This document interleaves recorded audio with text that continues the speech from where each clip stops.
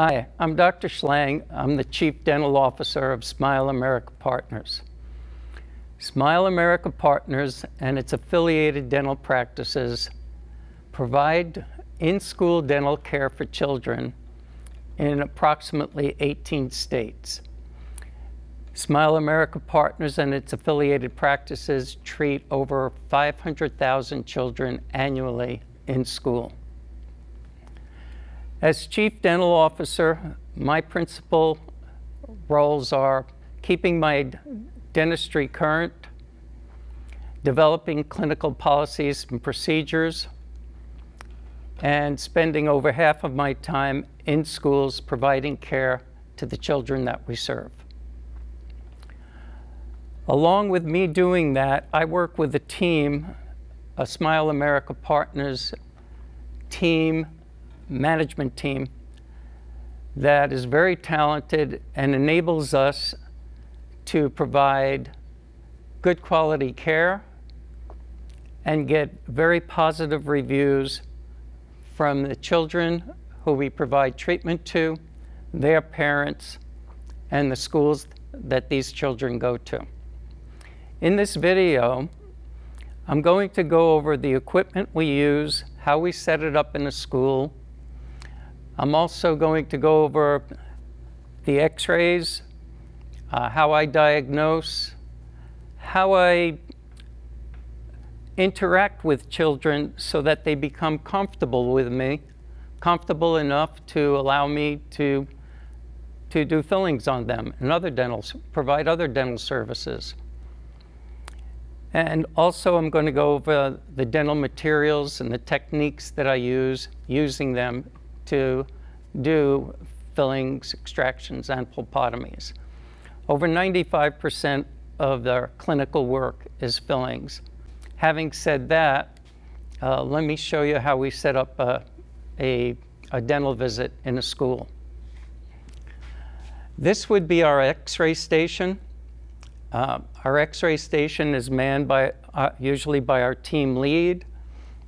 She uses a Nomad x-ray, portable x-ray unit to digitally take x-rays, and she has them on her laptop computer. After she does that, she'll give the child a chart that the child will bring over to my station, and this is a treatment station. I can pull up the x-rays that the team lead took on my laptop computer. This is the dental unit that I work with. And in addition to these two stations, x-ray station, treatment station, this is where we have our dental supplies set up. We have a sterilization station. Now what we try to do is we try to have each station at least 6 feet apart from each other. And for our x-ray station, we try to, as much as possible, have behind the x-ray that we take on the child to have it face out to the outside, out the window. If not, we make sure that if there is a wall that's within 6 feet of where we take the x-ray, that on the other side of the wall there isn't anyone working or sitting.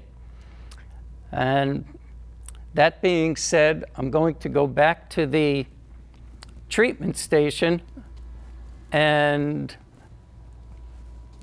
tell you how I basically take care of the children and work with my dental assistant and the child. The thing that we do in in-school dentistry is we have a certain advantage over the dentistry that is done in a dental office. And one of the principal advantages that we have is that the child is being treated in school in an environment that they're very familiar with. The other advantage that we have is that the children come to us in small groups. And in these small groups, they usually have their friends and classmates. So they are comfortable in coming into our visit. It's not like the parent is taking the child to an unfamiliar office and the parent is waiting in the waiting room while the child goes in to have treatment done. In our situation, the child comes in with their friends and is in total view of their friends while we're treating the child. The other factor that we have going for us is that there are no expectations of us to have to provide treatment. The worst thing that can happen is if a child is uncooperative at a visit, we send the child back to their class. The child hasn't lost any time from school, and the parent hasn't been disappointed with a situation where they may have taken time off from work to take the child to the dental office to get the work done. And also, we don't have to do anything to actually do the treatment that visit so that the parent doesn't have that disappointment that the child may not want us to do. So we don't use any anxiety relieving medication. No nitrous oxide, no oral Versed, nothing. We don't give the child any verbal command to behave. We may ask the child if they'll do something for us, but we don't order a child to do anything. We don't order a child to be still and open their mouth and allow us to treat them. The child is a volunteer. And of course, we don't use any sort of physical restraint.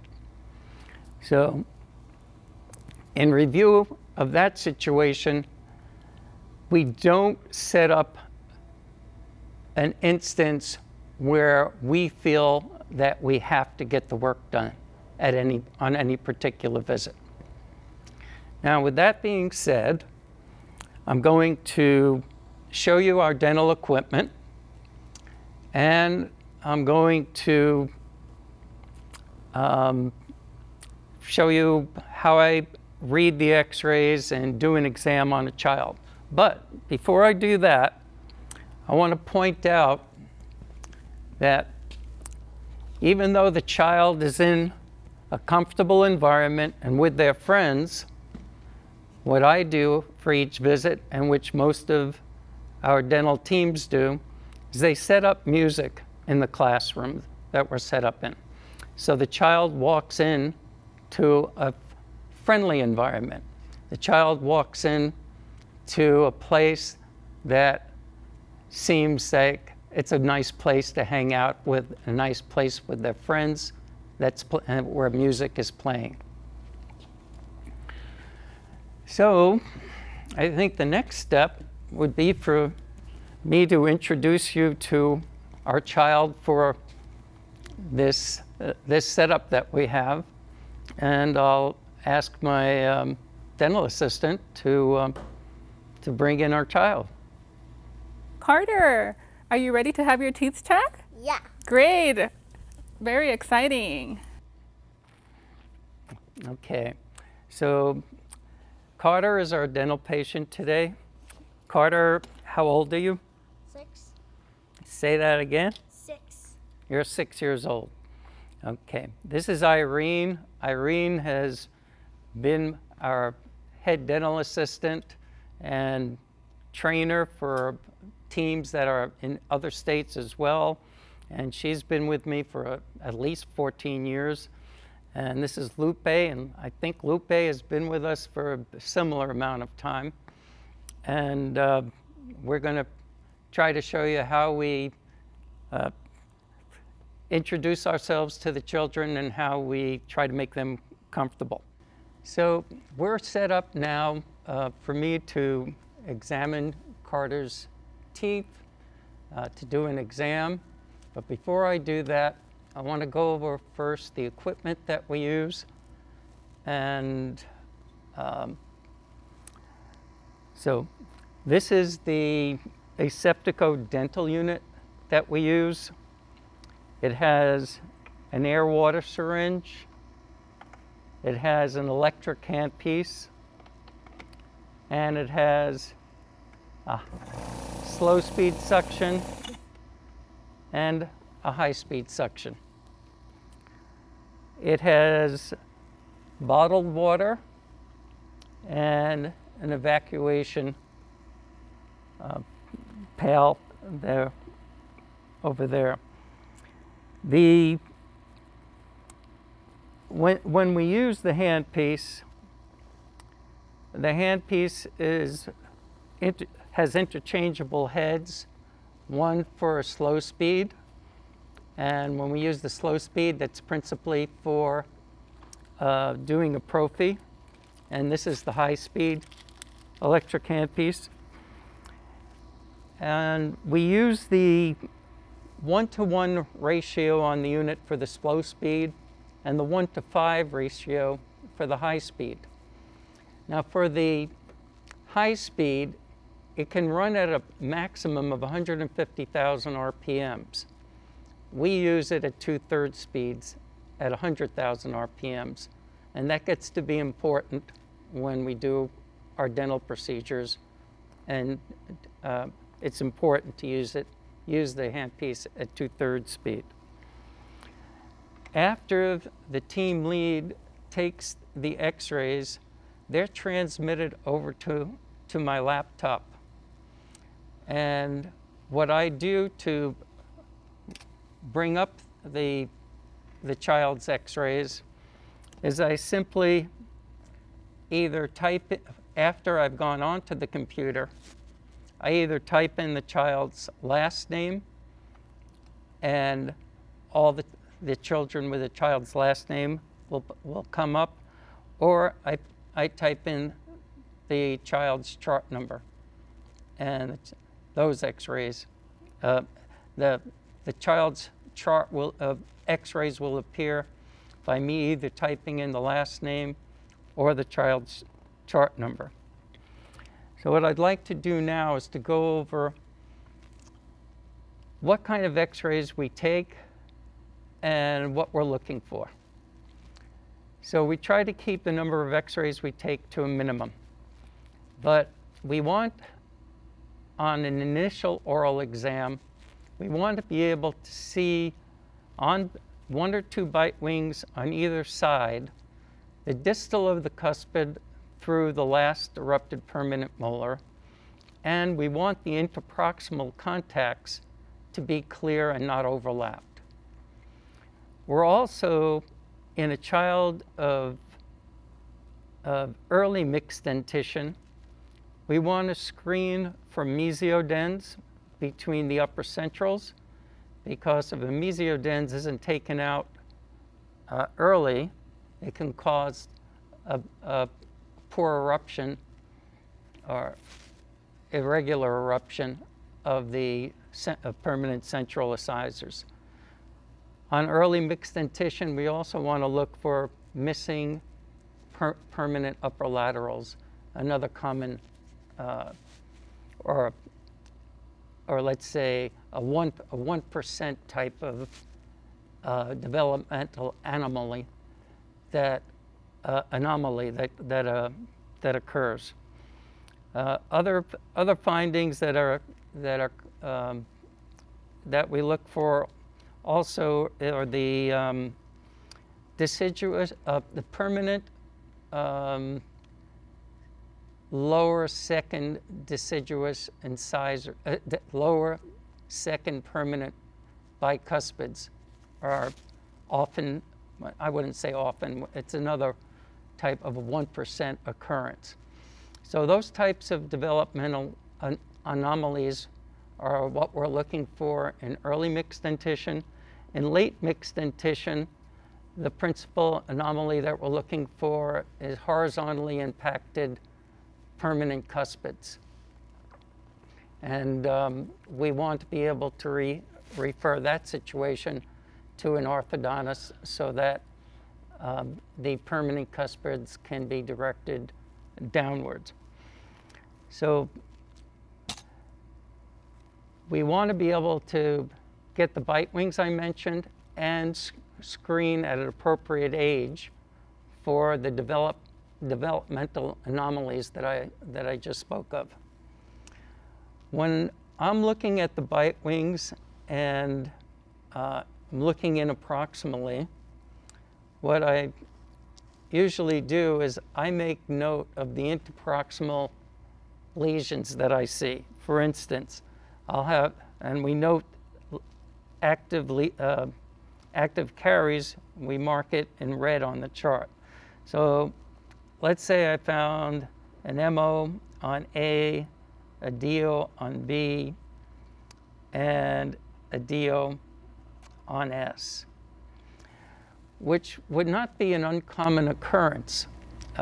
The children that we see in our program, they are half as likely to have seen a dentist as compared to more affluent children, and also they are likely to have 2 and 3 times as much dental disease as an affluent population. So having 3 cavities per child is pretty much the norm of what we see. It's having a child that has is carie-free and has excellent hygiene is certainly not the norm. So on the chart, as well as what we have for that I could pick up on the X-rays. And one thing I want to point out is that there's a clear view feature of our X-ray software, and it looks like an eye. And when you read X-rays, always make sure that you've pointed the cursor to it and clicked on the clear view, and you're always reading the X-rays under clear view. Another let's call it developmental anomaly that we see quite frequently is ectopic eruption. Sometimes when the upper first permanent molar is trying to come in, instead of coming in, it erodes into the upper deciduous second molar. And it looks alarming, but in over 2/3 of the cases, that self-correct. So we usually don't refer that out until we've seen the child for an extra 6-month recall and the problem hasn't resolved. So when we see ectopic eruption, don't get alarmed. It doesn't need to be referred out unless it shows up. It hasn't self-corrected on the next recall. On the child's chart, it asks for caries risk, and it's listed as low, moderate, or high. I have a pretty simple way of looking at that. A child's caries risk is low for our purposes if the child doesn't have tooth decay, has not had tooth decay, and there are no white spot lesions or any sign of tooth decay, and there is no plaque buildup. So the child's keeping their teeth clean and there are no caries. The caries risk is low. Moderate means that there are no active caries, but the plaque is built up. There's some plaque buildup. So if the child hasn't had caries, but you see the child is not keeping their teeth perfectly clean, their risk of caries is moderate. For high risk, that means that the child has either previously had tooth decay, has current tooth decay, or has white spot lesions noting a decalcification. We also have categories on the chart that we fill out for good, fair, and poor oral hygiene. Good means no plaque buildup. Fair and poor, well, that's relative. A lot of plaque buildup, fair hygiene.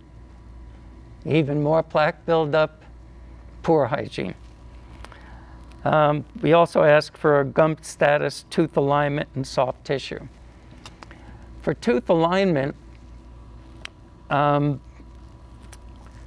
really don't like referring children out to an orthodontist until they have their full permanent dentition. However, some children have had problems with thumb sucking or tongue thrusting, have narrow arches, and need either a palatal expander or they need a tongue crib made. And certainly those children we want to refer out to orthodontics. Minor crowding on a young child is really not a real concern, but if a child is, let's say, prognathic, or if a child has major crowding with the permanent teeth coming in, that would be another indication for early referral to orthodontics. We don't want to interrupt seeing the child for preventive care or for restorative care when we do refer out for orthodontics. So we have different categories for seeing children. 1A means we've completed the child's treatment on the first visit. 2A means we haven't completed the treatment, but we're coming back for treatment. 2B means that we don't see a possibility of handling the child in the future because of anxiety or extensive decay. So we're going to refer the child out.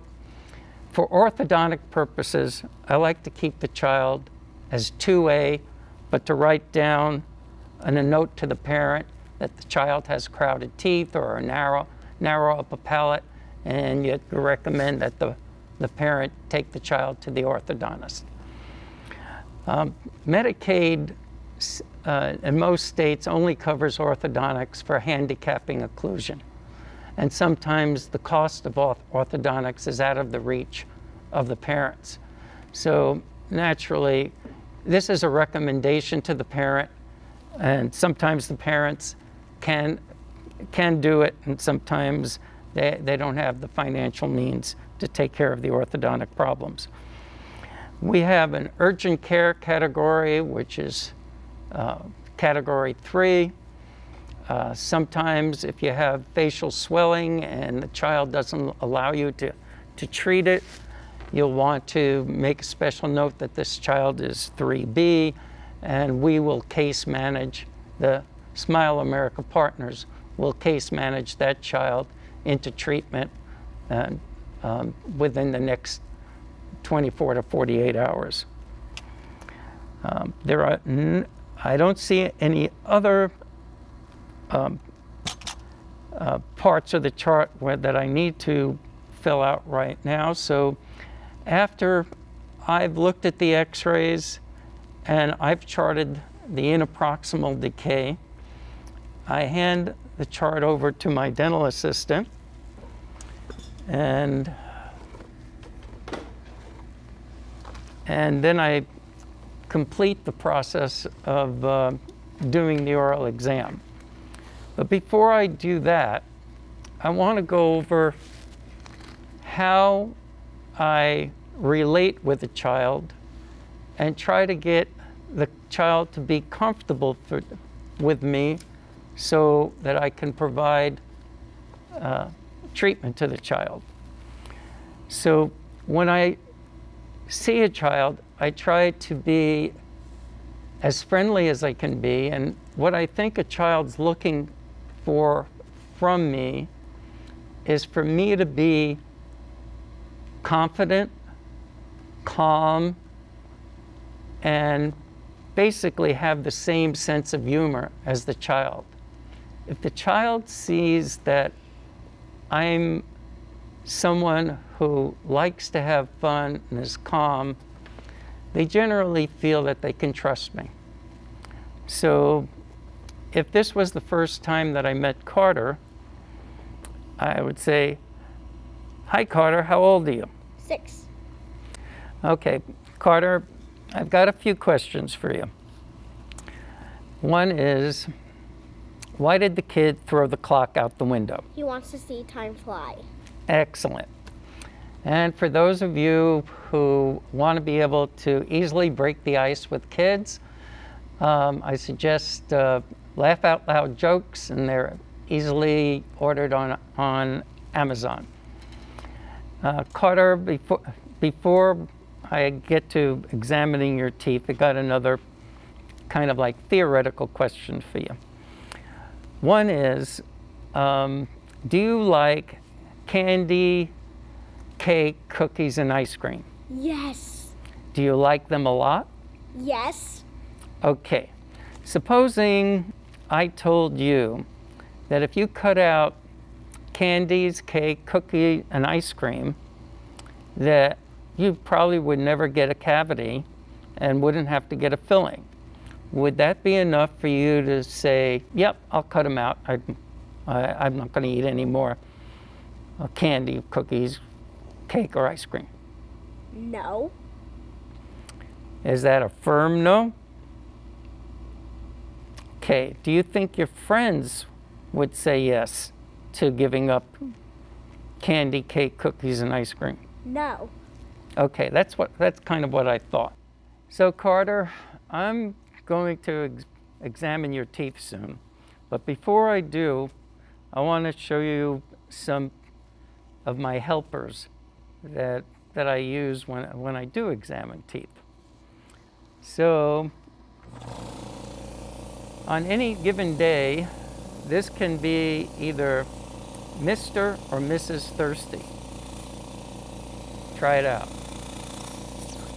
It's like a reverse straw, and that helps get the saliva out. And I have this, and his name is Mr. Wind. Now, do you know why his name is Mr. Wind? Why? Because he's very windy. And it makes it feel like there's a hurricane going on inside the room. Got it? Yeah. What's his name? Hurricane. No, Mr. Wind. No, it's not hurricane, it's not windy. What's the name? Mr. Wind. But you Okay. could use those other choices, right? Mrs. Thirsty, Mr. Wind, or Mrs. Wind, and Mr. Thirsty. Okay? All right. So anyway, I find that Mr. Wind is very helpful in kidding around with a child. It makes a child more comfortable with me. And before I examine a child's teeth or I work on a child and do procedures, I want to get a smile. I want them to be able to smile. Now, Carter, which of these phrases that I say do you like the most? Open up and let me look at your teeth. Or, no, there's more choices here. Or, open up and let me look at your teeth, okay. Or, open up and would you let me look at your teeth? Please do it for me. Which one sounds the best to you? The first.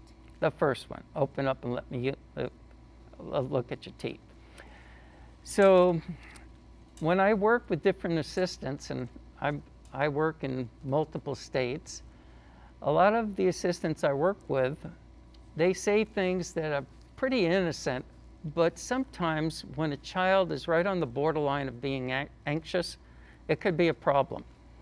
So I prefer that the assistants don't say, okay. And And what I mean by that, I prefer that they say, Dr. Schlang's going to examine your teeth, open up. I prefer, or Dr. Schlang's going to count your teeth.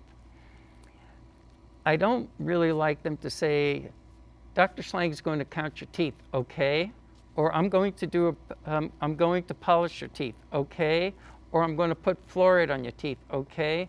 And the reason that I personally don't like that is it gives the idea to the child, or it may give the idea to the child, that it might not be okay. So when I work with dental assistants, I ask them if they could try to hold down the okay. And sometimes they'll say something to a child like, could you put your hands down? Well, can you do it for me? It's not a personal thing that they should be doing for one particular person, because I'm thinking like, wow, maybe would he do it for me or only for you? So anyway, these are perhaps nitpicky points, but I want to point out to you that sometimes with an anxious child, it can spell the difference between the child cooperating and not cooperating. When I have a very anxious child, I try to do all the talking because I know that each word is important.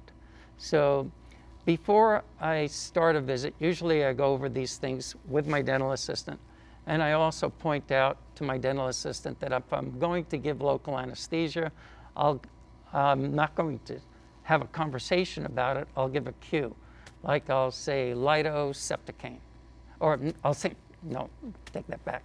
I'll say topical septicane, and that means give me the topical, set up a syringe with a short 30-gauge needle, and because I'm going to administer local anesthesia. So let me go to doing an exam on Carter, and I'll need a mirror.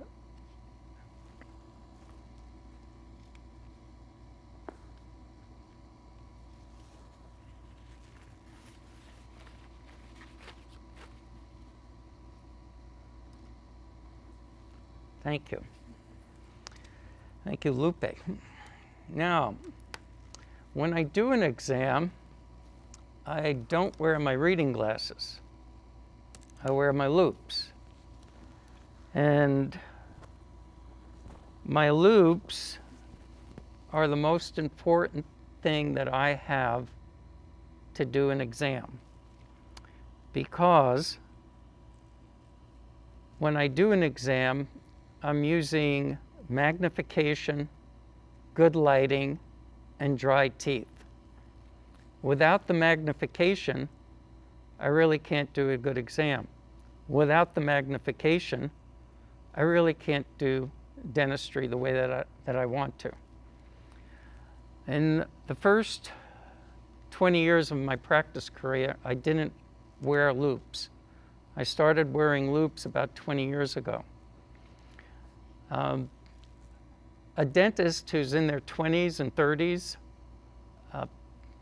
probably can get away without wearing loupes, because one of the main reasons for wearing loupes is for the dentist to develop good posture. However, once you're in your 40s, your close vision gets poorer and magnification becomes essential. For approximately the last 20 years, dental schools have required their dental students to wear loupes.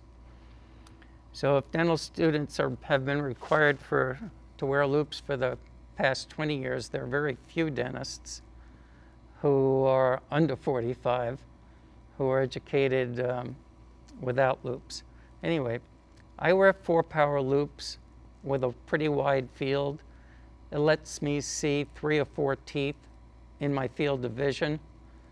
And in order to do the dentistry the way that we need to do it in in-school dentistry, loupes are essential. And my loupes have a light that is part of the loupe setup. For those of you who don't have lights that are part of your loupe setup, we have headbands that that contain good lighting. So to do an exam, I put my loupes on, or to do anything, to do any dental procedure, I put my loupes on. And I want to make sure my light is focused. And I can dry the teeth with air. Now, most times, I'm not going to do my exam with an Explorer. Explorers are no longer used to probe teeth for sticks. That damages teeth. What Explorers are used now is to debride teeth. If you have debris in the grooves, you use an Explorer so you could clearly see the grooves, pits, and fissures of the teeth. Anyway, I gave my pitch on the loupes. I can't emphasize enough how important loupes and good lighting are to doing good dentistry. So let me do my exam. Drying Carter's teeth. I already noted the pretend interproximal lesions, and when I was looking at the x-rays, and marked them in red. So now I'll call out the exam.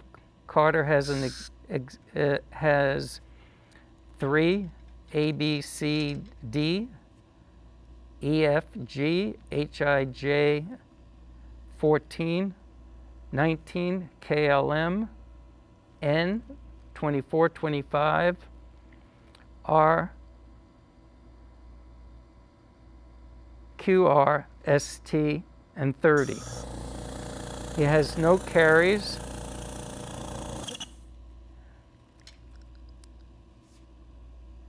And his hygiene is good.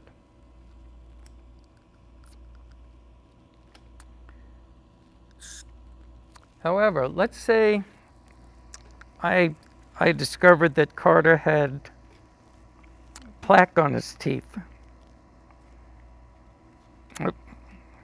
Well, let me back up a little bit. I'm going to ask you some questions, Carter. Okay? And this is the answer. Okay? So how many times a day should you brush your teeth? 2. For approximately how many minutes? 2. And how many times should you have a checkup with the dentist per year? 2. Perfect. You get 100% on your quiz. Okay. Do you know how you could tell, or let me show you how you could tell if you're brushing your teeth good enough. I'm going to take your fingernail. I'm going to scratch your tooth right on the neck of your tooth. I'm going to scratch this tooth on the neck. And what do you see on your fingernail? White. Okay, you see white stuff on your fingernail. The white stuff is plaque. Plaque, even though it looks innocent and it's just a white little film, that's what causes cavities. Because there are little bugs in the white stuff. They eat sugar, they spit out acid. The acid puts a hole in your tooth, and that's called a cavity. You want to avoid cavities. What you want to do is keep the white stuff off your teeth. So if during the day you scratch your tooth and you get white stuff under your fingernail, that tells you either at night when you brush your teeth or in the morning or both, you need to brush better. Okay? Now for Carter is 6 years old. He's getting to the age where he can brush his teeth on his own. But what I recommend to parents is that until a child is 7 years old, that they brush their child's teeth for them. As far as this test, which I call the scratch test, I think it's probably the most effective thing that I have found to enable children to determine whether they're brushing their teeth enough, and also to explain to them how a cavity happens. Brushing their teeth twice a day for approximately 2 minutes each time tells them what to do, but it doesn't really tell them exactly why.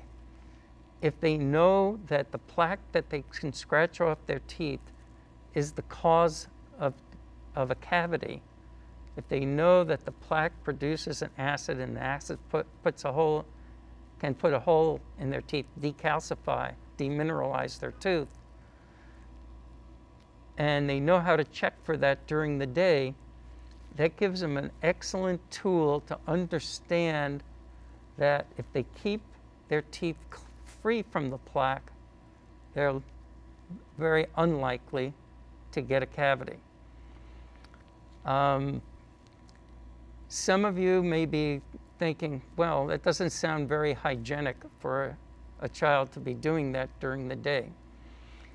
Having seen the number of children that I see, or have seen over the past 14 years as the dental director, I can tell you at least half of the kids I see, they bite their nails. And that's not so hygienic either. So from my perspective, scratching the child scratching their tooth during the day to see if they've been brushing good enough is acceptable. It may not be for you, but it worked. I've been concentrating on trying to change the child's brushing behavior and making it so that I can come to visits and see their teeth plaque-free because they've been brushing enough by promoting the scratch technique. Don't know yet if it's how successful it is, but it seems like a good idea for me. So let me continue with my exam on Carter. So I think I gave you all the erupted teeth, and that there's no existing fillings in his mouth, and he doesn't have decay. But he needs sealants on 3, 19, and 30. Now 14's erupted, but there's an operculum over the occlusal surface, so 14 will seal at another time.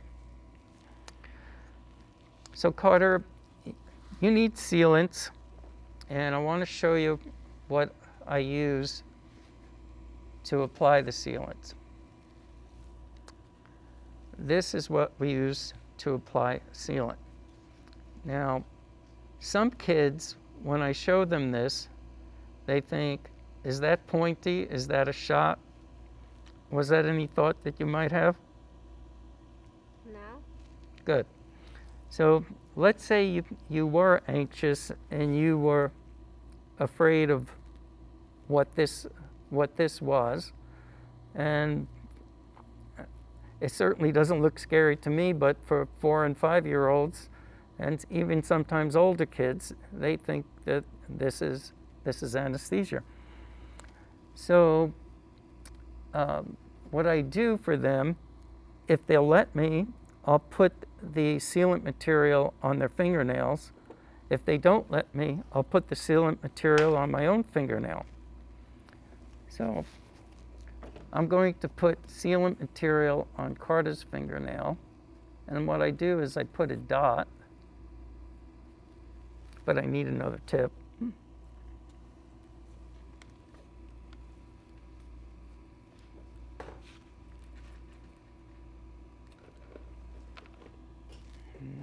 Nope, that's not going to work either. Light blue tip.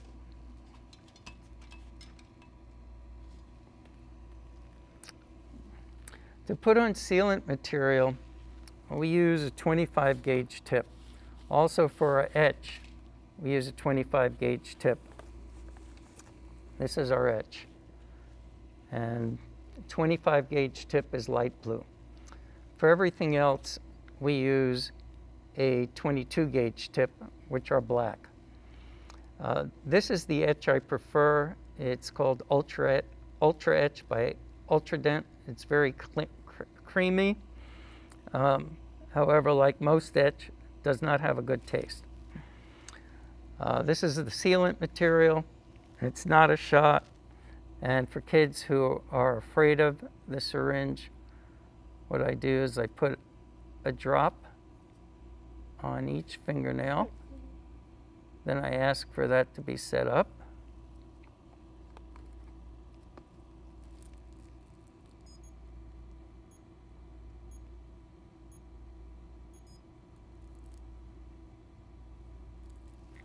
And Carter, touch those. And how do they feel? It feels weird. Does it feel hard? Kind of. And it came out liquidy, and now it's hard. So that's what a sealant is. Also, that's kind of what a filling is. Okay. So now that I've shown Carter that a flowable syringe is not an injection, it's nothing to be afraid of, it's not a needle, I'm going to ask Irene if she'll give me the treatment plan that I gave her for Carter.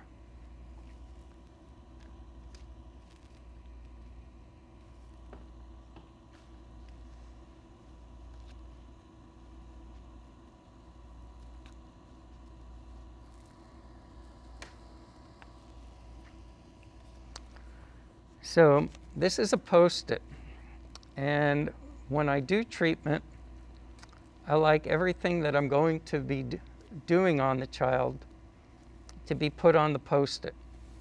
And then after I'm done with treatment, I know what I've done by looking at the Post-it, and I'll either write up the chart personally using the Post-it to fill in the fillings that I did, or I'll have my assistant write up the chart, and I'll review the chart looking at the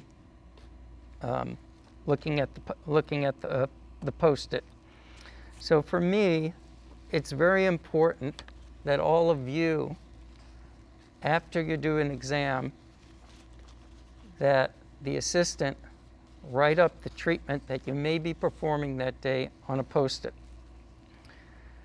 Now, depending whether the child seems calm and I seem to have a good rapport with the child, is usually the determinant of whether I'll do the child's restorative care at the same time that I do the exam. If I can, I want to do that, because the child, I know if I spent the time getting the child comfortable with me, the child will give me approximately a half hour of time if I can give the child a comfortable experience while I'm getting the dentistry done. I use a technique with the electric handpiece to be able to do approximately 80% of the fillings that I do without local anesthetic and without hurting the child. The other 20% of the time, I'm using local anesthetic. So in order to evaluate whether I'm going to use local or not use local, it's generally the procedure that I'm going to be doing and how old the child is. If a child is over 8, a child is usually very acceptable to local anesthetic. If a child's under 8, the needle is a big deal, and they want to avoid needles as much as possible. So for Carter, let's say I was going to use local anesthetic on Carter. What I would say is topical and septo, please. And that's a cue to my dental assistant. I think it'll just blow up. That's a cue to my dental assistant to give me topical anesthetic and to set up a syringe with Septocaine, it says Articaine, and a I use 30 gauge short needles for giving an anesthetic.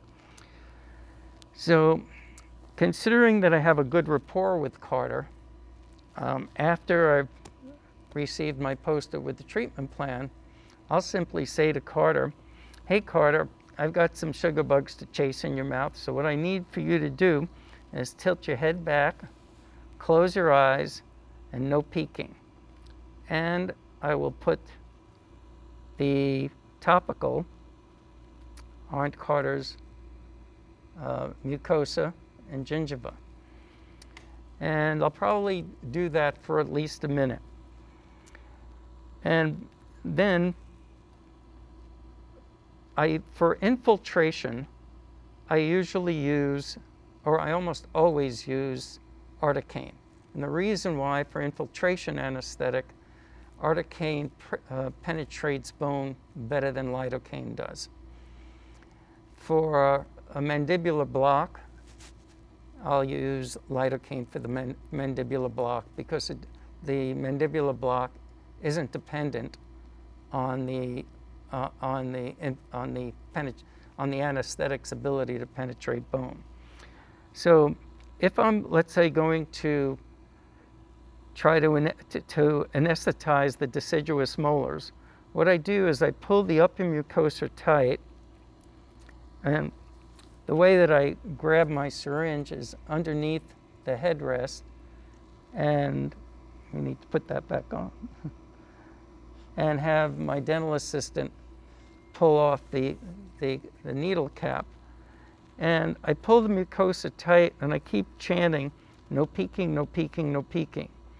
And then I'll penetrate the mucosa very slightly, and then push with my thumb very slightly.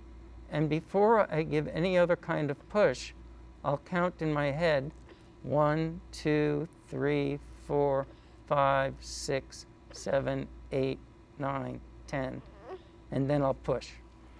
So I do that for any infiltration that I do. And usually if I'm going to infiltrate for getting articaine anesthesia for the lower deciduous molars, I will pull the mucosa taut and do the same thing. Now, what I find with the children is that they are less disturbed by the upper one than they are in the lower. And I find that once I've given the upper injection, that, let me hang on to this for just one moment. Once I give the upper injection, if they feel the lower a little bit, they give me a pass because they know that the upper went so well. I want to show how I give my mandibular blocks. And the way I do it, on the left side, open Carter, I feel the ascending ramus with my thumb, and then I go approximately a ½ inch distal to my thumb, come over the opposing mesial of the first molar, or approximately, penetrate, push, count, wait, and try to get to the bone, and then I can push, count, wait, and know that I'm not injecting into muscle. On the right side, open wide Carter, I put my finger, my index finger, on the ascending ramus, and I come in from the opposite side, and I come in, I have the needle go in approximately a ½ inch distal to where my index finger is palpating the ascending ramus. As far as what my dental assistants are doing at that time, I encourage my dental assistants to be ready, but not to put their arm over to prevent the child from having their hands go up. And the reason why I do that is because sometimes a child is peeking. And if the child, even though I'm chanting, no peeking, no peeking, no peeking, the child's peeking, sometimes the hand going over the chest makes them jump because they're going, uh-oh, something bad's going to happen. So that's the way I give local anesthetic. Now, I spoke about 80% of the fillings that I do, I'm not using local anesthetic. And I'm not going to need Carter for this part, so you're free to hop up and go use your iPad or whatever. Can I go eat candy? Wait a minute, wait, before you, I like that question. Could I go and eat candy? I forgot about certain props we had.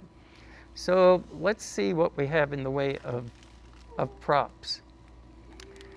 Now, we have M&Ms, we have Cracker Jacks, and for those of you who are wondering how we got Carter to come today, you know, it was like, do you want to go play? Do you want to come do this video with me? We have Red Vines. And, wait, you're almost done. You're working now. Okay. Starburst. Out of these four, which is your favorite? Red Vines. Red Vines for you. How about Starburst? You like those? Yes. Take it. How about Cracker Jacks? Not really. M&Ms? Not really. Okay. Well, you got two you like. My point with that is kids really like candy, and you could, if what you're bribing them with the candy for is if it's reasonable, they'll go for it. Even come and do a video. Okay, so where we left off, I pretended to give Carter some local anesthetic. But let's say I was going to work on Carter without giving local anesthetic and doing his fillings. Well, I have to be able to let him know what to expect. So usually what I'll say is, you have some sugar bugs, and I'm going to go chase those sugar bugs, so I need you to open up, and if you feel anything, it'll feel a little bit like cold water. But if you feel anything more like cold water, what I want you to do is to raise your left hand, and that means stop to me. If you keep your left hand down, that means go to me. Now, usually I'll say that, but a lot of times I won't bother with the left hand up for stop and the left hand down for go. If I feel like the child really needs to be able to feel that they are in control of the situation, then I'll do the left hand up means stop to me, the left hand down means go. And while I'm working, the left hand up doesn't always mean stop to me. It means go do your drilling somewhere, some other spot, not where you are right now. I try to just be friendly and kid around with the child and just say, I'm a tooth bug chaser. Now, for those of you who are not familiar with doing procedures without using local anesthetic, I can tell you that we have a couple of hundred dentists out per day doing these procedures without using local anesthetic and not hurting the child. So I'll try to explain to you how that's possible and how that works. I showed you the electric handpiece. Using that and at 100,000 RPMs and just using mesial distal buccal lingual movements and no apical pressure allows you to do approximately 80% of your fillings without using local anesthetic and without hurting the child. It's very important that you wear loops. Without loops and good lighting, that's not possible because you have to really be able to see the tooth very well in order to have a light touch to go mesial distal buccal lingual with no apical pressure. You're basically painting your way into the tooth. So my burr of choice when I'm doing that is a 0508 pear-shaped 330 carbide pear-shaped type of diamond. It has a very small head. It's less than, the head is approximately 2 millimeters in length. And 2 millimeters is a good guide for how much you need in clean wall and clean gingival floor in order to successfully bond in a filling. The other burr that I use routinely when I do use anesthetic is a 557 crosscut Fisher carbide burr. When I'm finishing my composite, and that's for cavity preparation, those are basically the two burrs that I use for cavity preparation. I don't use the 557 if I'm not use, unless I use the 557 if I'm giving local anesthesia. For finishing composites, I use an egg-shaped diamond. Approximately to get out the flash, I use a pointed white stone, and sometimes I'll use a 12-fluted flame-shaped carbide finishing burr.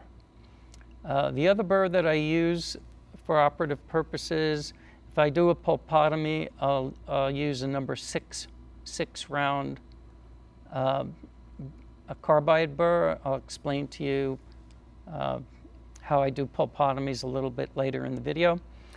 And this next burr is a straight, sort of narrow diamond with approximately a chamfer, pointy chamfer end. And those are the burrs that I use. For doing the composites, I always etch for every filling that I do. We use a bonding agent that can be used with or without etch. At one point in my career, I started using an all-inclusive etch, prime, and bond, and 6 months later, I noticed that there was marginal leakage on my fillings. So ever since, I've used etch for all my fillings, selective etch if possible.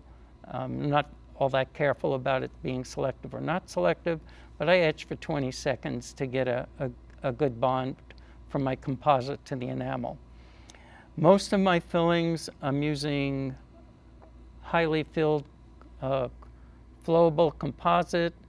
The brand that I like for the last couple of years is Kerr's Revolution. I find that it doesn't have bubbles. It has a lot of filler in it. It flows well.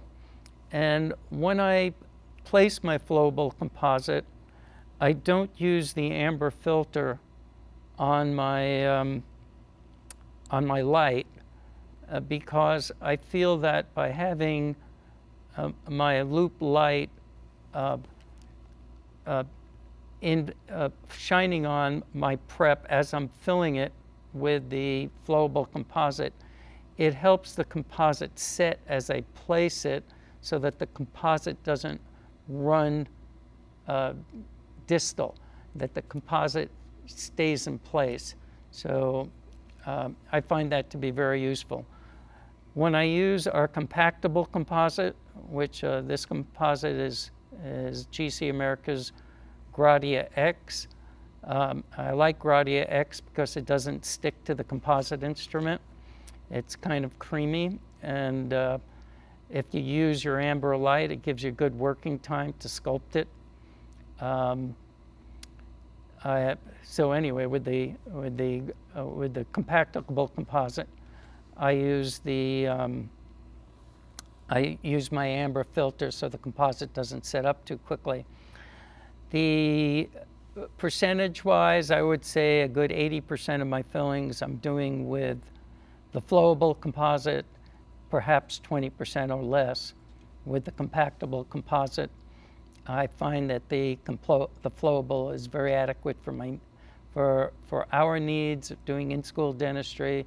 Deciduous teeth are all exfoliated by the time the child's 12, so I don't need the composite to last for 20 years or anything like that.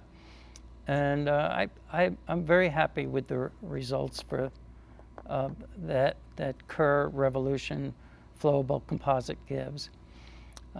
For a base, if I feel that my prep is deep, I'll either use Limelight, which is resin-modified calcium hydroxide, or I'll use Ionoseal, which is a resin-modified resin-modified glass ionomer. I use them more or less interchangeably. If I have a deep proximal box, I'll usually put 1 millimeter or 2 in the bottom of the proximal box with the resin-modified glass ionomer, because it'll absorb and release fluoride.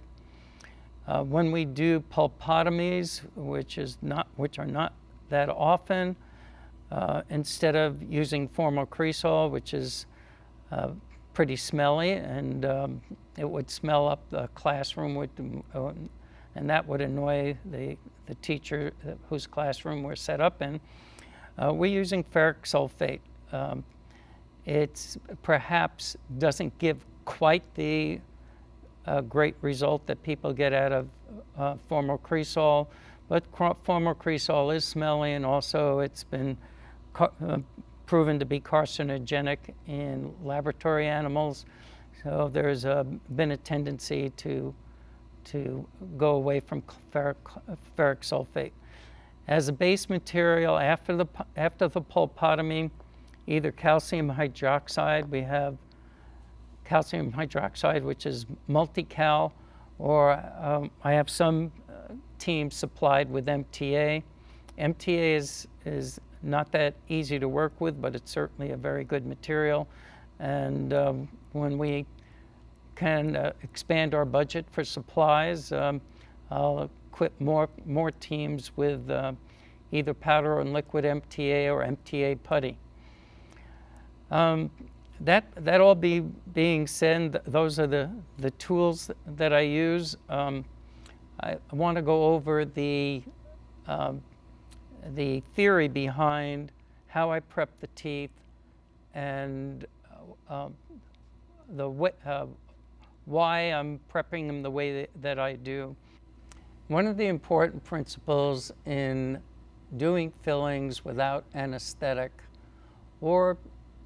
and in your decision making on whether to do a pulpotomy or not do a pulpotomy, is incomplete caries removal. To dentists who have been to dental school or graduated from dental school, let's say in the last 10 years, you're probably very familiar with incomplete caries removal. Dentists who are in the generation that I was in of dental schools, or went to dental schools in the 80s or 90s, are probably not that familiar with, or may not be that familiar with, incomplete caries removal. When I was in dental school, we had to excavate caries so that there was absolutely no caries left. And that included infected caries or affected caries. Infected caries are basically the soft stuff, the soft, mushy stuff. Affected caries are the hard stained dentin. But when I was in dental school, there was no choice in leaving hard stained dentin.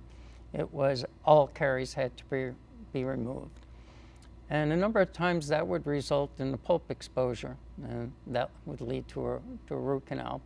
But in those days, we were absolutely convinced that any decay left on a pulpal floor would expand after the filling was placed and eventually cause a toothache because the decay expanded. The major study that proved that wrong, the seminal study, was done between 1988 and 1998 at the University of Georgia. and that was the Mertz-Fairhurst study. And what the Mertz-Fairhurst study did was to drill into cavitated lesions, not excavate the caries, and simply bond composite over the non-excavated caries, but to get a good enamel seal. So they would etch, prime, and bond, seal the enamel with composite. They did approximately 150 teeth like that. They didn't fill them all with composite. Some they used regular amalgam, some they used bonded amalgam. But after the 10-year study, what they discovered was that the caries that were sealed in didn't expand. So that led to a statement that decay bacteria deprived of a source of nutrition is going to go dormant or die. And that was the start of incomplete caries removal. If you haven't read the Mertz-Fairhurst study, it's easy to find. You just Google Mertz-Fairhurst, M-E-R-T-Z, F-A-I-R-H-U-R-S-T, 2 words. And if you Google Mertz-Fairhurst study, it'll pop right up on the first Google pick. There is another video that's really worthwhile to watch, and that's put out by James Bader. It's a YouTube video. James Bader teaches at the University of North Carolina Dental School, and the purpose of his video was to go over incomplete caries removal, but also to go over evidence-based dentistry and the scientific process to determine how a group of studies, when they're put together, become evidence-based, which is pretty much something you can count on as being true. So in order to find his video, it's the only video that he has on YouTube. You go onto YouTube and type in James Bader DDS. So those are the 2 videos that I recommend for getting a background and in incomplete caries removal. For me, I think I explained how I just tell a child that, okay, I'm going to go chase sugar bugs and fix your teeth. If you feel anything, it should feel a little bit like cold water. If you feel anything more than that, raise your hand. That means, raise your left hand. That means stop to me. Sometimes I rehearse it. Unfortunately, I've been told that there are some dentists in the company who, in order to get out of, let's say, doing fillings that the child needs, and maybe they're uncomfortable in doing fillings, they'll say something like to the child, is it okay if I drill on your teeth? Or is it okay if I extract one of your teeth? That's just plain wrong. And in order to have a child be cooperative with you, you want the child to trust you. You want the child to feel that you have their best interest in mind and that they can trust you to do the dentistry. Now, as far as doing the fillings without anesthetic, what I find it's pretty easy on most children, not all, but on most, like I said, to do a mesial distal painting of the 0.5, 0.8, small. It's a little bit smaller than it's a pear-shaped diamond that's a little bit smaller than the 330 carbide diamond that's traditionally used by pediatric dentists. And to paint your way into the grooves and pits and fissures of teeth that you want to fill, and to create 2 millimeters of clean vertical and gingival wall. With the 2 millimeters of clean vertical and gingival wall, you can get a good bonding seal, as Mertz Fairhurst did, and go 10 years without the filling leaking and the decay expanding. Now, how much decay can you leave that's beyond your 2 millimeter gingival, your 2 millimeter of clean vertical wall or clean gingival floor? Basically, what I do is use a spoon excavator and take out all the infected dentin, the easily excavated, soft, infected dentin. And I leave the hard, demineralized, affected dentin, a carious affected dentin. So when it comes down to your prep is essentially taking away undermined enamel, unsupported enamel, creating 2 millimeters of clean vertical wall, and excavating the remaining infected caries, and then stopping. So I hope that the technique sounds reasonable to you, and I do that routinely for caries that I find in the pits, grooves, and fissures of teeth, as well as in proximal caries. I'm going to back up a little bit and talk about demineralization, remineralization, and my diagnoses for decay on the population that we treat. It's a little bit unreasonable to think that we can treat a Medicaid population and change their dietary habits and their brushing techniques so that we can apply multiple frequent doses of topical fluoride to remineralize decayed teeth. It's just not practical. So the way that I decide whether a tooth needs to be restored or whether I can watch it is if I have carious stain in the pits, grooves, and fissures, I'm going to restore the tooth. If I have qualified teeth for sealants and I have clean surfaces without carious stain in the grooves, pits, or fissures, or extremely minimal stain, I'll put a sealant on. When I'm looking at an X-ray, if I have E1 lesion, meaning that the decay has not progressed beyond 50% of the thickness of the enamel, I'll just watch it. If I have a lesion that has progressed beyond, looking at an X-ray and approximately beyond 50% of the thickness of the enamel, I'll diagnose it for a filling. We do have more choices for arresting decay, stopping the decay today than we did 4 or 5 years ago. And that is the advent of silver diamond fluoride. So let's say you have a child who is uncooperative.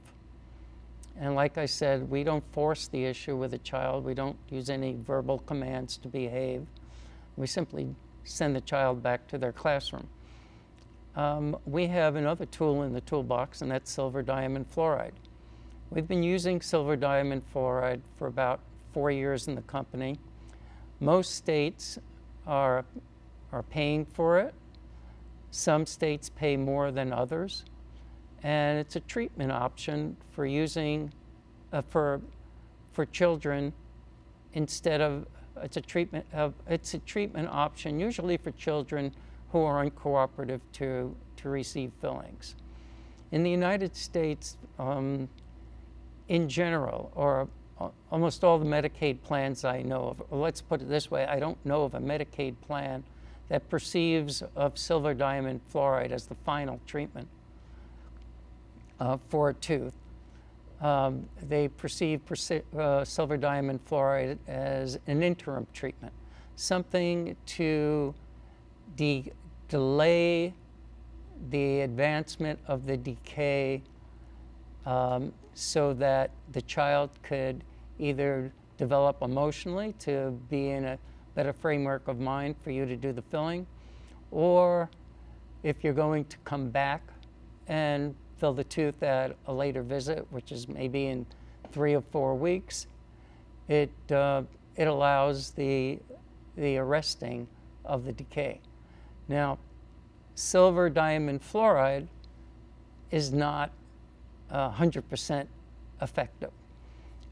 Studies have been showing that it is approximately 80% effective. So it's not going to stop the decay in all the teeth that you treat. From my perspective, the greater motivation or the greater success that you have in getting a child to keep plaque off of their teeth affects the ability of silver diamond fluoride to be effective. So if a child is not going to brush their teeth and you apply silver diamond fluoride, it may be partially effective, but it probably is not going to overcome all the acid that's produced by the plaque. In any type of remineralization, you need to remove the acidity, lessen the acidity of the saliva in order to get the calcium and phosphorus to go back into the tooth to remineralize it. So I think your chances of success with silver diamond fluoride increase as you're able to motivate the child to keep the plaque off of their teeth. It's a tool in our toolbox. However, if I have a child and I've diagnosed the child for fillings, and I've spent the time developing a rapport with the child, I usually try to get all the fillings done in one visit, if I can do them in a half hour. And if I'm not using local anesthetic, I use the pear-shaped diamond, this very small pear-shaped diamond. Now, you may be wondering whether deep decay is a candidate for incomplete caries removal. And I can tell you definitively that it is.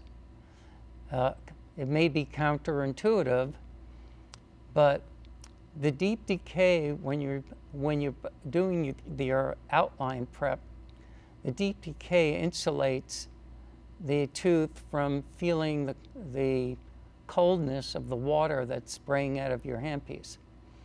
And so what I will do is I'll use the pear-shaped diamond, I'll make the outline of my preparation, and then I'll spoon excavate the remaining decay. And then I'll either fill the tooth or I'll put a base on before I apply my edge.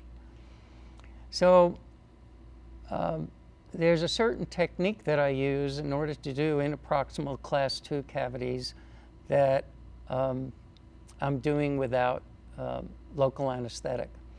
And what I do is I go along the marginal ridge and go buccolingual on the marginal ridge until I've created my proximal box. Once I've created my proximal box, then I go inwards along the central groove, and I try to keep my depth at approximately 2 millimeters. 2 millimeters is the length of the pear-shaped diamond. And after I've gone through the central groove, then I'll come back and try to create an S-curve so I don't have a sharp angle from my central groove to my proximal box. And I'll be able to have a bulk of composite. Now, that is in general for how I prep a class 2. So to review that, I do my proximal box by coming down the marginal ridge and just going buccal lingual along the marginal ridge. And then I'll do the central groove, and then I'll create an S-shape curve from the central groove to the buccal and the lingual of the proximal box. I'll then take a spoon excavator, excavate out the infected dentin, and then if I feel that I'm very deep, I could put a base on of limelight or ionoseal, which is our resin modified glass ionomer.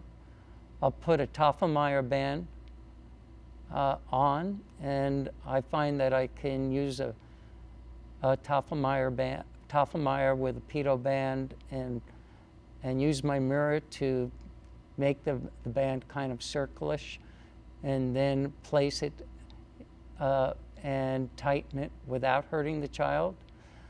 If I have a closed gingival floor and I'm using flowable composite, I find it's really not necessary for me to put a wedge in. If I need to lightly wedge in order to close the gingival margin, it's really not a big deal. I then etch for 20 seconds, and like I said, if I'm deep and I'm concerned that my etch might irritate the pulp, I'll do a limelight or a ionoseal base. After I've etched, I'll flush it out, dry, and when I'm placing my flowable composite in my proximal box, I'll put a millimeter of material in, millimeter of flowable composite in first, and then set it, cure it. And the reason why I do that is because if I try to do anything thicker than that, I find that the composite shrinkage shrinks up from my gingival floor. So that basically tacks it down. Sometimes I'll use the ionoseal as my 1 millimeter of composite material on my gingival floor. I'll then layer and bond in my flowable composite. One step that I just remembered that I forgot is after I've etched and dried, I used bonding agent. I scrub that in. I then I don't have to worry about leaving it for too long because I've already etched the enamel. I then blow dry it with air, have it pretty dry but not absolutely dry. Well, I blow dry it with air to both blow off the solvent of the bonding agent and to thin it, and I cure the bonding agent, then place the composite as I told you. And that's pretty much the technique that I use for when I don't use anesthetic. I don't drill with using a 557 crosscut Fisher. I use the pear-shaped diamond. I'm only searching for getting rid of the unsupported enamel and infected dentin, and having a 2 millimeters of clean vertical wall. And in deciduous teeth, you only get about a millimeter thickness of enamel. So part of the wall is usually, some of the vertical wall is dentin. In adult teeth, sometimes I can get 2 millimeters, 2 millimeter thickness of enamel, but usually part of the prep is touching dentin. When I use my my compactable composite, it's usually for a larger preparation, and like I said, I use a composite instrument, and I use my amber filter in order to make it so that I have more working time to sculpt the composite.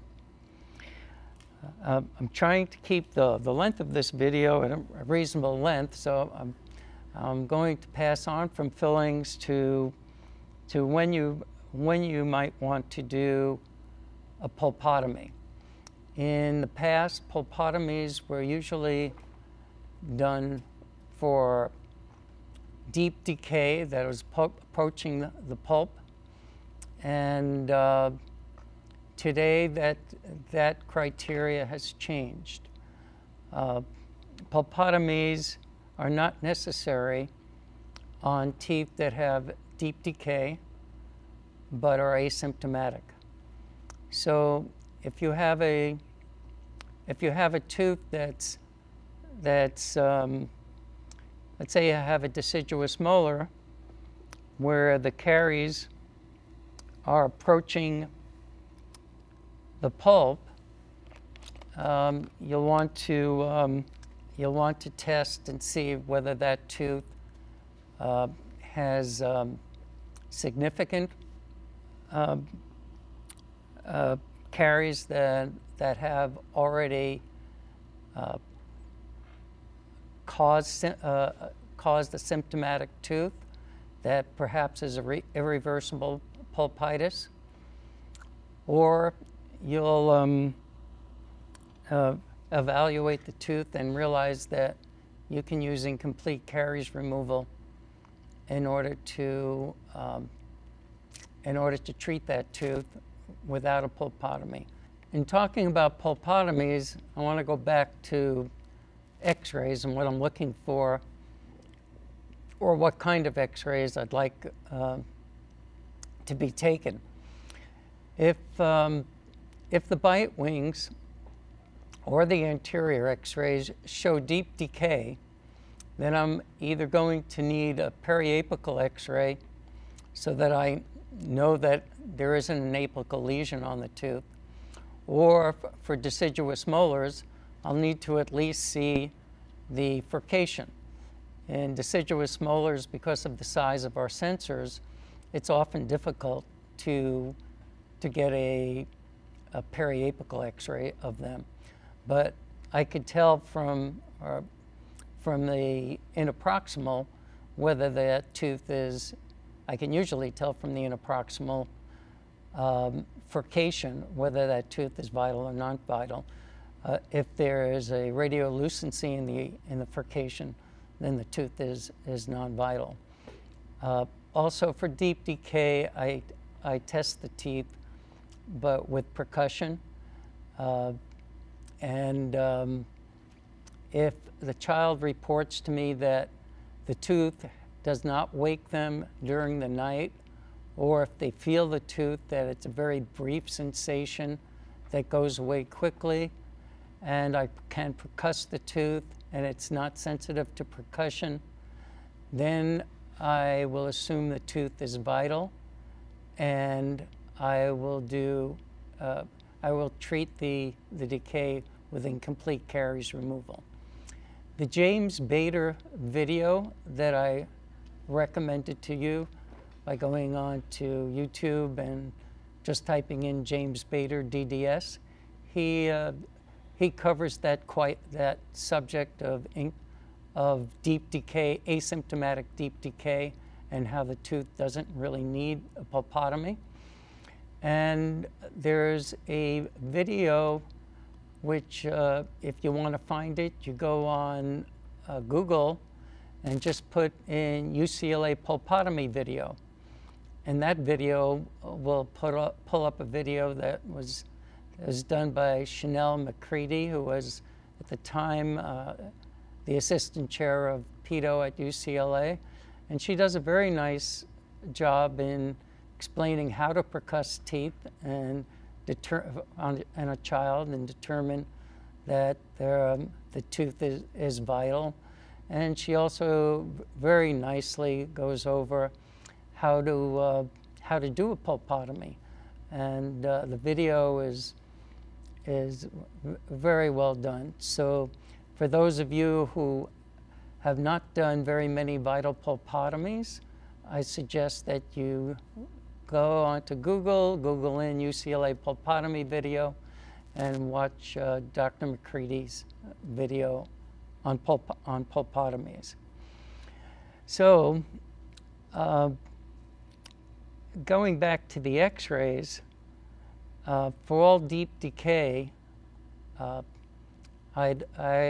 like to see either a periapical x-ray or at least the furcation area of deciduous molars to evaluate for vitality. The other thing that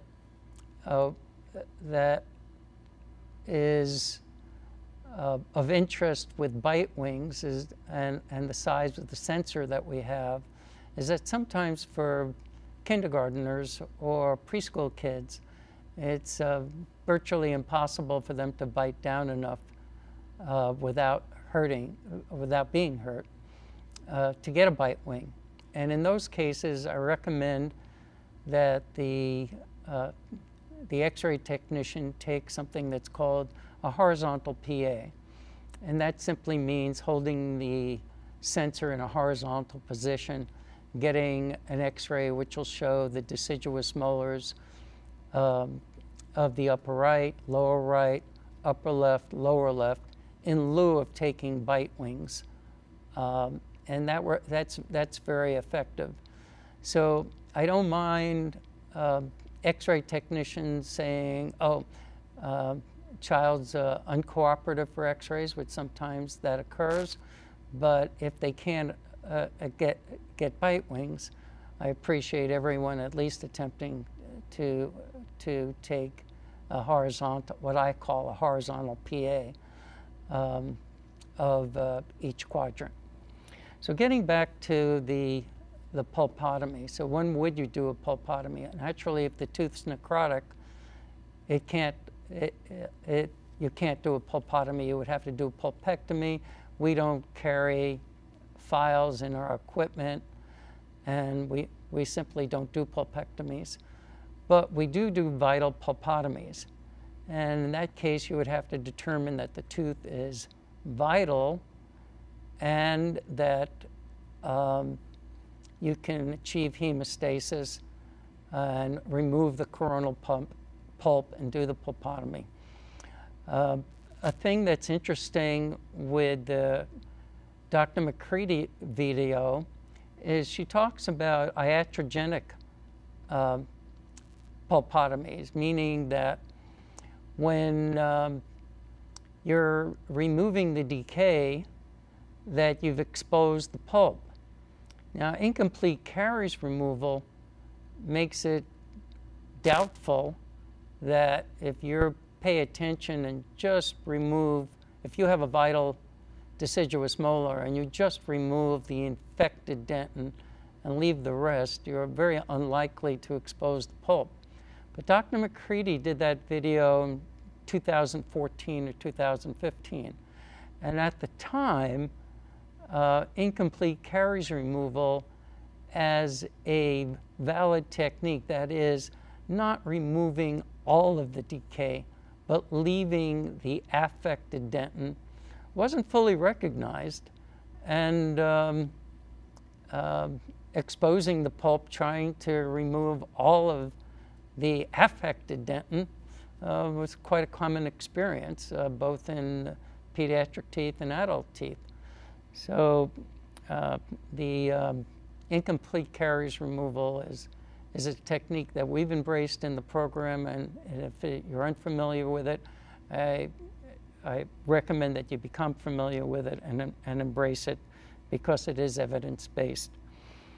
If we do a pulpotomy and the child reports that the tooth sometimes hurts and the pain is lingering but goes away, and you've determined that the pulp is probably vital, then of course you're going to have to achieve local anesthesia, and remove the coronal pulp, obtain hemostasis, and then fill the tooth. To make it easier on you, what I recommend is that once you've attained anesthesia, that you reduce the occlusion of the tooth. When in saving the tooth with the pulpotomy, it doesn't matter if the tooth's in occlusion. You basically want a space maintainer so that when the permanent bicuspids come in, they're not crowded, that you've maintained space for them. So removing the occlusion won't adversely affect your final result, and it'll make it easier for you to find the pulp and remove the pulp. Another thing that's important to remember, that the distance from the roof of the pulp chamber in a pediatric deciduous molar to the floor of the pulp chamber is sometimes very narrow. So you don't want to press downward with the burr that you're using to remove the pulp. You want to kind of press down and then pull up while the burr is rotating, because you could easily perforate the pulpal floor. So the technique to find the roof of the pulp chamber in upper deciduous molars is a triangular prep, and in lower deciduous molars it would be a rectangular prep. And once you find a pulp horn, then you want to connect them. And you can, I use a number 6 round burr to remove the roof of the pulp chamber and connect the pulp horns. In deciduous lower molars, you usually have 4 pulp horns. In deciduous upper molars, you usually have 3. After I remove the roof of the pulp chamber, I will press my burr down to the bottom of the, press my burr down to the pulpal floor and pull up and remove ledges of the roof that are on the roof of the pulp chamber. Try to use my number 6 round burr to remove most of the pulp. I'll then go to a spoon excavator, and after the spoon excavator, I usually put in a cotton pledget and wait for 20 or 30 seconds before I remove it to see how good a hemostasis that I have. If I was very lucky and obtained hemostasis just from that, usually what I'll do is flush with chlorhexidine. And that's an important step, because when you're using ferric sulfate, even though we use distilled water and we use water treatment tablets, you want to be certain that you kill certain bacteria that can actually eat the iron in the ferric sulfate. So using the chlorhexidine is important. We don't use we're not using formicresol, we're not using sodium hypochlorite, but the chlorhexidine should help you out with that. You can use a chlorhexidine pellet. To be sure that you've arrested all hemorrhage, we use ferric sulfate. It's called Stat Gel. It's brown in color. The tip that you use kind of has a little felt tip on the end. What I usually do is apply it to a cotton pellet or let's say I flush out the tooth. If I have just seepage, I'll apply the ferric sulfate to a cotton pellet, apply that in the tooth, leave it for approximately a minute, remove that, hope that the bleeding has arrested. If the bleeding hasn't arrested, sometimes I'll use a number 2 round burr to go into the orifices of the canals to try to remove any hyperemic pulp tissue, and then go back to the ferric sulfate again. Sometimes what I'll do is I'll leave the ferric sulfate pellet in and see another patient and then remove it. That's at last resort. I'd prefer not to leave the ferric sulfate in for that a length of time. But if you do that, you can be pretty sure that if it takes you 15 minutes to see a patient and bring back that patient that you're letting sit, that bleeding will be arrested. And you can go on to use a spoon excavator to clean up the ferric sulfate and either place a layer of calcium hydroxide or a multi-cal or the MTA, and either the powder liquid MTA or the MTA putty, and then float a layer of either ionosil or limelight over that, light cure that, and then do a buildup. As far as doing stainless steel crowns, we as general dentists are really not that great at doing stainless steel crowns, but what we found as a company over the years is as my 14 years in the company has gone by, the parents are less accepting of stainless steel crowns. In the privates, in dental offices, zirconium crowns that are tooth colored are becoming very popular. Preformed zirconium crowns. Stainless steel crowns are becoming less popular. And even though we have permission to, or consent to do stainless steel crowns, we won't, our guidelines in the company do not do a stainless steel crown unless you've talked to the parent and gone over the risk, benefits, and alternatives. If you can convince the parent that the tooth will be stronger with the stainless steel crown, although it will not look aesthetic, and that the alternative would be to do a composite buildup, that would be more aesthetic but would have a greater possibility of fracturing. In our experience, we've been doing a lot of composite buildups, and the literature is showing that composite buildups and large composites are pretty stable to the tune of 80%. And it is, in my opinion, it's the way that I handle my large fillings and pulpotomies instead of doing a stainless steel crown. But if you do want to do the stainless steel crown, make sure that you've discussed the matter with the parent before you place the crown.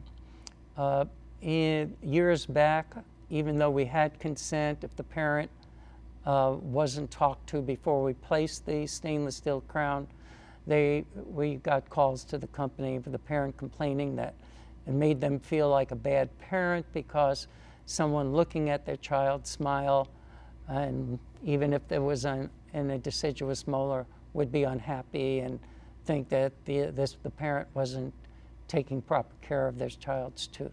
Anyway, it's an evolving process. I don't want to belabor the point, but that's how I approach doing a pulpotomy on a child. If a tooth needs an extraction, we also want to give the parents a heads up, try to call the parent and tell the parent that one of the baby teeth need to be extracted. We only extract deciduous teeth, and tell the parent the reason, It's usually because of infection, pain, or interference with the eruption of a permanent tooth. But even if you can't reach the parent and you decide that because we have permission and it's in the child's best interest to extract that tooth at the visit, please go ahead and do so. But make sure that you've left a message for the parent, and also try to get your dental assistant to try at a later time to contact the parent about the extraction. Of course, we have forms that we send home with post-operative instructions. If you do an extraction, we don't want you to send the child back to their classroom until you've obtained hemostasis, until the socket isn't bleeding. Now, before I wrap this up, I want to go over a pretty important concept, and that is, when a parent signs up for our program, what are their expectations? Well, we're telling the parent that we provide comprehensive in-school dental care. And we're also telling the parent that we provide the care that most general dentistry offices would provide if they took their child there. We don't provide specialty care such as palatal expansion, fixed space maintainers. We do have a trombone type fixed space maintainer kit that you're welcome to use, but we don't do tongue cribs. We don't do dentistry that is generally provided by an orthodontist or a pediatric dentistry specialist. Now, once we've done that, if you, as one of our practitioners, needlessly refer the child out for fillings that can be routinely done in a dental office, you tend to upset the parent and the dental office that you send the child to. Now, as a portable program, on the back of all of our take-home forms, we have a list of all the dentists in the area of the schools that we're in who have agreed to take referrals from our program. And any of the parent that receives a take-home form from us will see the list of the schools. If they're dissatisfied with their program, they're certainly welcome to look at that list. I might have said schools, a list of general dentistry offices and pediatric dentistry offices in the areas of the school where we provide care who are willing to take our referrals. The parents are certainly welcome to take their children to those offices, but the parent tends to get upset if we see the child and we don't provide the general dentistry services that a general dentistry office would provide. The point of view from the parent is, I wouldn't have signed up with you if I knew that you were just going to clean my child's teeth, put sealants on, give my child a fluoride treatment, and send my child to another dentist. I should have just taken my child to that dentist in the first place. So please, if it's within the scope of general dentistry, please provide the care in our in-school program. For myself, I pointed out that I like to if I can, do all of the treatment that the child needs in one visit, considering the time that I've spent developing a good rapport with the child. I do that.